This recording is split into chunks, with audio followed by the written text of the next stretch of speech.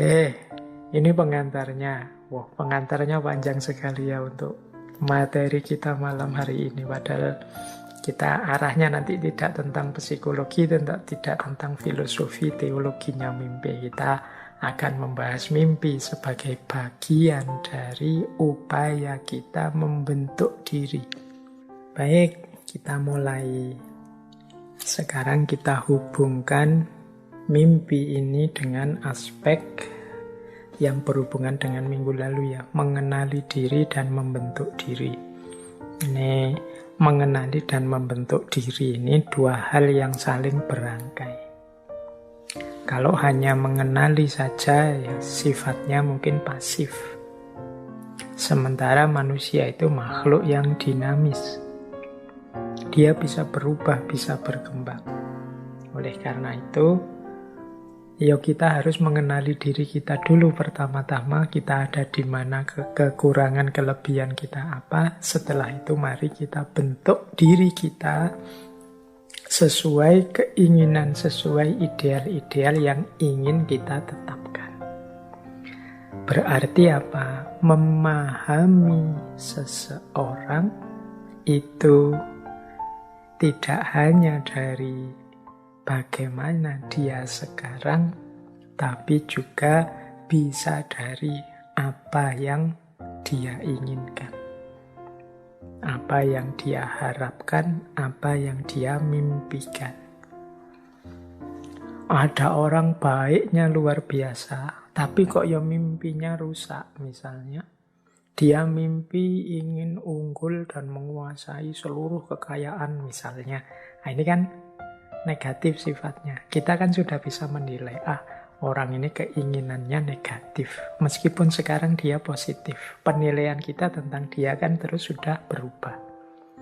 Jadi mimpi pun atau harapan pun itu sesuatu yang bisa kita pakai untuk mendefinisikan seseorang.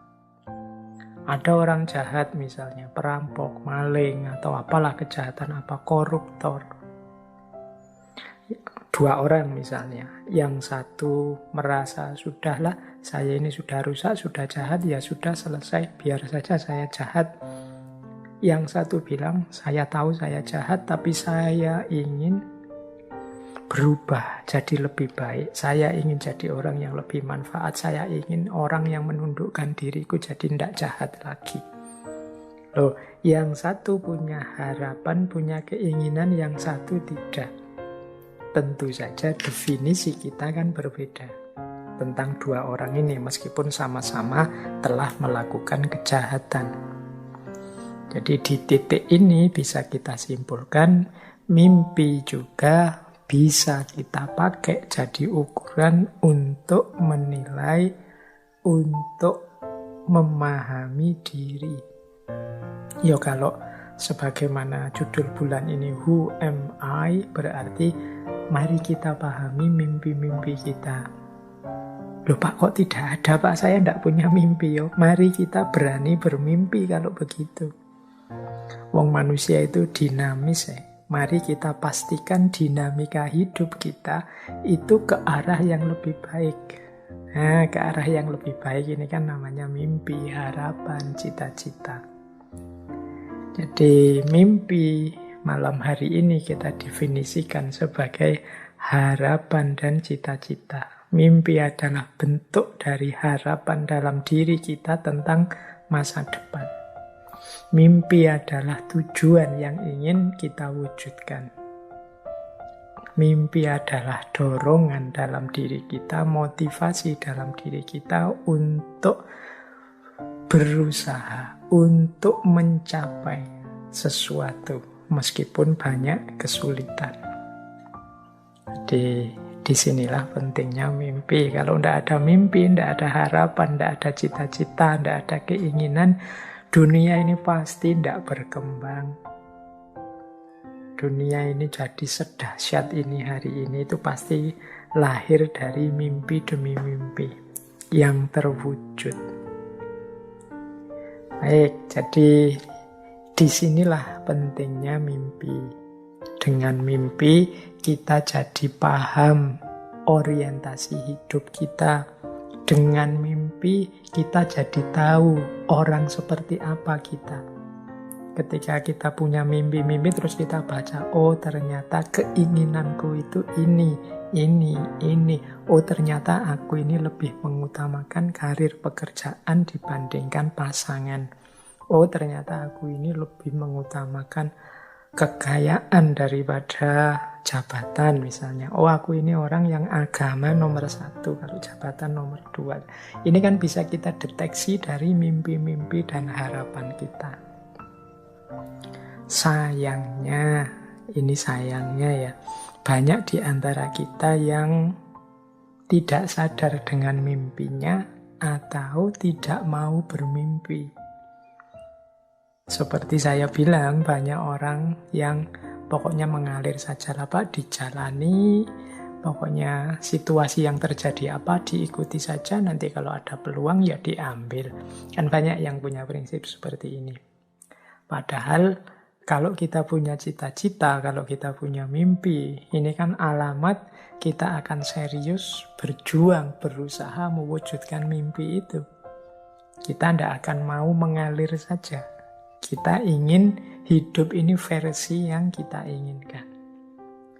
Jadi penting bagi kita untuk sadar apa keinginan kita, kemudian mau berjuang mewujudkannya. Itulah namanya mimpi. Ya mungkin memang kadang-kadang karena dorongan situasi tertentu, kita ini tidak berani bermimpi.